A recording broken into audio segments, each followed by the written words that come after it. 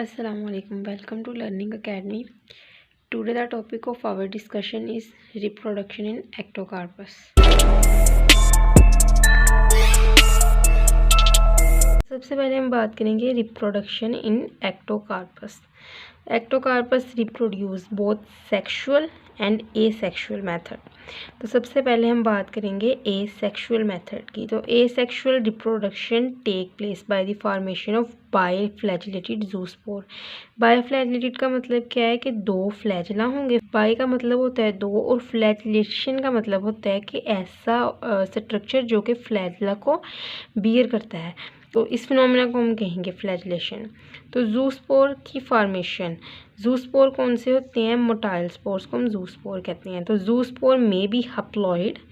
हप्लॉइड का मतलब क्या है कि इसमें number of the chromosomes half होंगे. Produced in one celled unilocular sporangia के एक सेल से मिलके बना हुआ यूनिलोकुलर स्पॉन्जिया. स्पॉन्जिया वो स्ट्रक्चर होता है जिसके अंदर स्पोर्स बनते हैं. ठीक है. यूनिलोकुलर का मतलब क्या है? यूनी जो होता है वो एक चीज़ के लिए इस्तेमाल होता है, तो वन सेल्ड है, इसीलिए इसको हम यूनिलोकुलर स्पॉन्जिया कहेंगे. और दीज ज़ूस्पोर या फिर ये मोटाइल स्पोर्स में भी डिप्लॉयड. डिप्लॉयड का मतलब क्या है? Number of the chromosome same रहेंगे, 2n होगा. ठीक है. Produced in many celled plurilocular sporangia. Pluri का मतलब हमने पता होता है, प्लूरल से बना है ना, एक वर्ड है निकला है प्लोरी. तो प्लोरी का मतलब है कि बहुत ज़्यादा. Plurilocular sporangia. स्पॉन्जिया वो स्ट्रक्चर जिसके अंदर स्पोर प्रोड्यूस्ड होते हैं. Both kind of the sporangia, unilocular और plurilocular sporangia, are present on the same एक जैसे डिप्लॉयड स्पोरोफिटिक प्लांट. तो स्पॉन्जिया क्या है? वो स्ट्रक्चर जिसके अंदर स्पोर प्रोड्यूस हुए हैं. स्पोरोफिटिक हम इसको क्यों कह रहे हैं? Spore producing plants, spore bearing plants या फिर स्पॉन्जिया बीरिंग प्लांट को हम क्या कहेंगे? Sporophytic plant.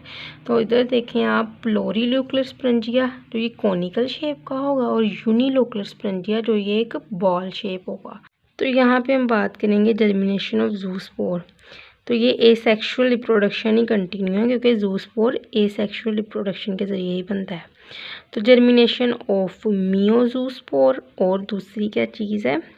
Germination of mitozoospore. तो ज़ूस्पोर जो जर्मिनेशन ऑफ द मियोज़ूस्पोर वो कौन से होते हैं? ज़ूस्पोर फॉर्म्ड इन यूनिलोकुलर स्पॉन्जिया. तो ऐसे ज़ूस्पोर जो यूनिलोकुलर स्पॉन्जिया के अंदर बनते हैं.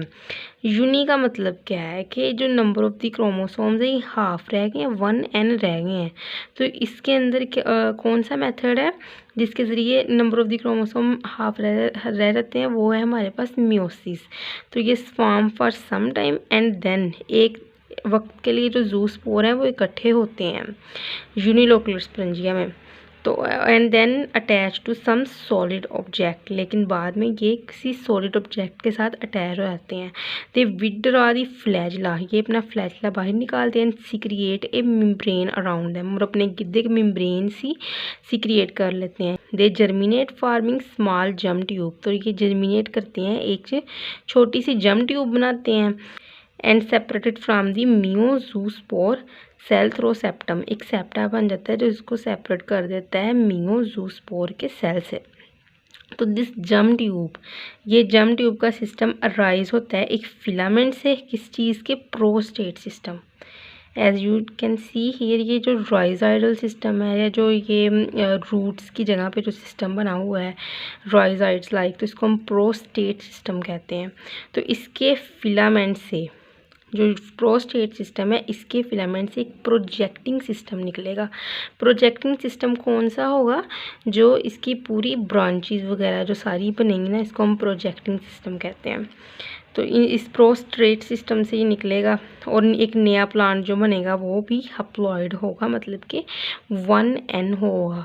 तो इट इज़ गमीटोफाइट. तो हमें इतना तो कॉमन सेंस है कि जो गैमेट्स होते हैं वो 1n होते हैं. तो ये भी जनरेशन जो 1n है वही कौन सी होगी? Gametophyte generation. और मियोज़ूस्पोर डेवलप इनटू ए गमीटोफिटिक प्लांट. जो मियोज़ूस्पोर्स हैं ये वाले, ये डेवलप हो जाते हैं किसके अंदर? गमीटोफिटिक प्लांट. इसको मियोज़ूस्पोर ज़ूस्पोर क्यों कह रहे हैं? क्योंकि ये मियोसिस के अमल के ज़रिए बने हैं और इनके अंदर number of the chromosome half रह गए हैं, 1 एंड रह गए हैं। Therefore their spores are called gonozoospore. Gonads जो होते हैं यही होते हैं ना, गैमेट्स जो बनते हैं गुनेड्स में बनते हैं, तो उसी हिसाब से इसका नाम रख दिया गया है कि ये गोनोज़ूस्पोर भी इसको कहा जाता है, क्योंकि ये गुनेड्स वाले होते हैं स्पोर्स, गैमेट्स होते हैं ये। उसके बाद जर्मिनेशन ऑफ द माइटोज़ूस्पोर। तो ज़ूस्पोर प्रोड्यूस्ड इन दी प्लोरीलोक्यूलर स्परेंजिया आर माइटोज़ूस्पोर। ऐसे ज़ूस्पोर जो प्लोरीलोक्यूलर स्परेंजिया में बने, कौन सा स्परेंजिया था ये? तो ये नुकीला है, इसके अंदर जो बनते हैं इसको हम माइटोज़ूस्पोर कहते हैं। क्यों कहते हैं माइटोज़ूस्पोर? क्योंकि ये माइटोसिस के अमल के ज़रिए बनते हैं और इनके अंदर number of the chromosome same रहते हैं, डिप्लॉयड ही रहते हैं and develop in same manner. ये उसी तरह ही डेवलप करेंगे जिस तरह मीज़ोज़ूस्पोर बनेंगे, मतलब कि इनके अंदर भी जर्म ट्यूब बनेगी, फिर आगे डिवाइड और रीडिवाइड हो जाएंगे, फिर प्रोस्टेट सिस्टम बनाएंगे, प्रोस्टेट सिस्टम से जो फिलामेंट्स निकलेंगी वो ऊपर जाके प्रोजेक्टिंग सिस्टम बनाएगी, सारा वही होगा सिस्टम, लेकिन ये डिप्लॉयड होते हैं। They then develop into diploid sporophyte. तो ये बाद में स्पोरोफाइट के अंदर, डिप्लॉयड स्पोरोफाइट के अंदर चेंज हो जाते हैं। तो क्या इसके अंदर बने थे गैमेट 1 एंड मियोज़ूस्पोर में, और माइटोज़ूस्पोर में क्या बने हैं? स्पोरोफाइट। तो ये स्पोरोफिटिक जनरेशन है। और the mitozoospore are also called neutral spore. इसको न्यूट्रल स्पोर्स भी कहा जाता है। तो यहाँ पे हम बात करेंगे सेक्सुअल रिप्रोडक्शन की। तो सेक्सुअल रिप्रोडक्शन के अंदर कौन से मेथड हैं? आइसोगैमी और अनआइसोगैमी। तो आइसोगैमी कौन सा सिस्टम है जिसके अंदर गैमेट्स एक जैसे प्रोड्यूस हो जाते हैं, production and mating of the same type of the gametes, तो इस फिनोमेना को हम आइसोगैमी कहते हैं। और अनआइसोगैमी कौन सा फिनोमेना है? जिसके अंदर गैमेट्स जो होते हैं वो डिफरेंट होते हैं, इनका साइज, शेप, स्ट्रक्चर सब डिफरेंट होगा। तो majority of the species are isogamous. तो मेजोरिटी जो स्पीशी की हैं वो आइसोगैमस और होमोथैलिक होती हैं, और कुछ स्पीशीज होती हैं वो अनआइसोगैमस और हेट्रोथैलिक होती हैं, जिस तरह के एक्टोकार्पस सिकंडस। ये हमारे पास कौन सी कंडीशन है? अनआइसोगैमस की।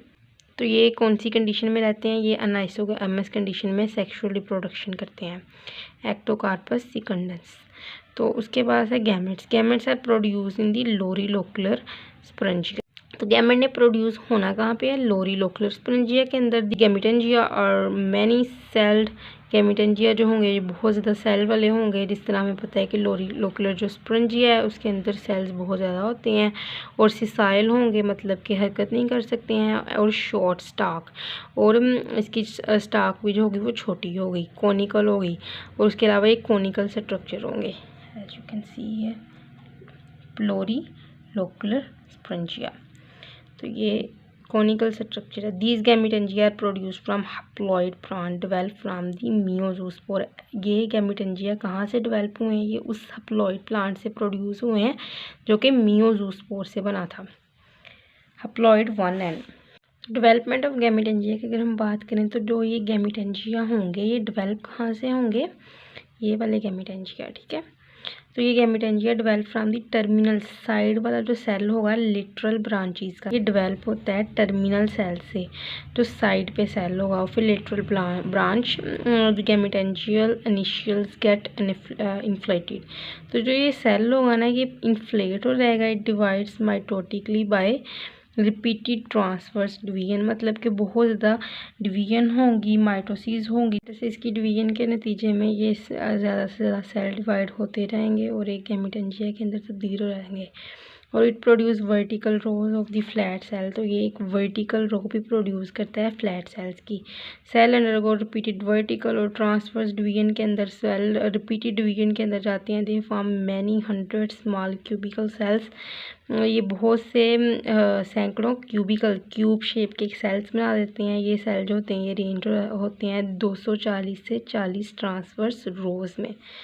उसके बाद हम बात करेंगे प्रोटोप्लास्ट। प्रोटोप्लास्ट चेंज हो जाता है एक सिंगल बाइफ्लेजेलेटेड हैप्लॉइड जू गैमेट के अंदर, ठीक है। तो किसके अंदर चेंज हो रहा है प्रोटोप्लास्ट ने? एक सिंगल 2 फ्लैजला वाले हैप्लॉइड मतलब 1 एंड जू गैमेट के अंदर।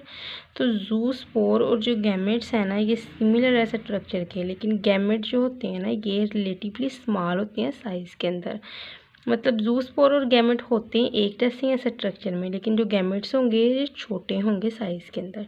ठीक है, तो यहाँ पे हम gamete are then liberated from the gametangia, apical pore बन जाएगी गैमेटेंजिया के अंदर, और वहाँ से गैमेट्स ने ये देखें जो पोर है, ऊपर से मैंने स्ट्रक्चर पहले कोनिकल था ना, तो उसके बाद ये रिमूव किया हुआ है और यहाँ से ये वाला गैमेट निकलता है।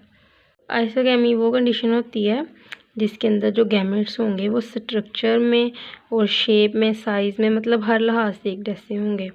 तो आइसोगैमेस जो स्पीशीज़ हैं वो होती हैं एक्टोकार्पस ब्यूसिलस या फिर एक्टोकार्पस ग्लोबिफर।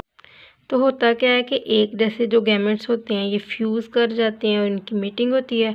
तो ज़्यादातर जो कंडीशंस जो पॉसिबिलिटीज़ होती हैं वो ये होती हैं कि जो ये गैमेट्स होंगे ये एक ही प्लांट के होंगे या फिर इवन के एक ही गैमेटेंजिया के भी हो सकते हैं। तो सेकंड वन इज़ फिजियोलॉजिकल अनआइसोगैमी या फिर क्लम्प फॉर्मेशन। तो ये इनके अंदर होते हैं, ये होते हैं एक्टोकार्पस सिलिकुलोसिस स्पीशी है, इसके अंदर पाए जाएंगे जो फ्यूजन है जो गैमेट्स की, वो जो फ्यूजिंग गैमेट्स हैं वो आइडेंटिकल एक जैसे होते हैं मॉर्फोलॉजिकली, दिखने के लिहाज से इनकी मॉर्फोलॉजी जो होती है वो एक जैसी होती है। दे शो डिफरेंट सेक्सुअल बिहेवियर, लेकिन जो सेक्सुअल बिहेवियर होगा गैमेट्स का ये डिफरेंट होगा। एक जो होगा मतलब कि दिखने में एक जैसी हैं लेकिन सेक्सुअल बिहेवियर डिफरेंट है। तो एक जो गैमेट होगा ना वो थोड़ा एक्टिव होगा, जो एक होगा वो बहुत ज़्यादा एक्टिव होगा। जो थोड़ा एक्टिव होगा वो फीमेल गैमेट होगा, जो ज़्यादा एक्टिव होगा वो होगा मेल गैमेट। ठीक है, तो female gamete come to rest, female gamete rest में जाएगा, सेटल कर जाएगा सबस्ट्रेट के ऊपर and is surrounded by active male gamete. मतलब कि लेस एक्टिव फीमेल गैमेट ने सबस्ट्रेट के ऊपर लाई कर जाना है और जो मेल गैमेट्स हैं ये एक्टिव हैं, इन्होंने इसको सराउंड कर लेना है। As you can see here ये जो एक है ये है फीमेल गैमेट और ये सारे मेल गैमेट ने इनको सराउंड किया हुआ है। तो male gamete attach themselves to the female gamete through their interior flagella, flagella के जरिए अटैच किया हुआ है। ठीक है, तो एंकरिंग फ्लैजलम होते हैं, ये कंट्रैक्ट करते हैं और जो बॉडी है मेल गैमेट की वो कॉन्टैक्ट में रहती है फीमेल गैमेट के साथ और वहाँ पे फ्यूजन हो जाती है। This phenomena is called clumps formation, ये क्लम्प बन गया है। ठीक है, तो उसके बाद है मॉर्फोलॉजिकल आइसोगैमी। तो इसके अंदर ये कौन सी स्पीशीज़ के अंदर होते हैं? एक्टोकार्पस सिकंडस के अंदर।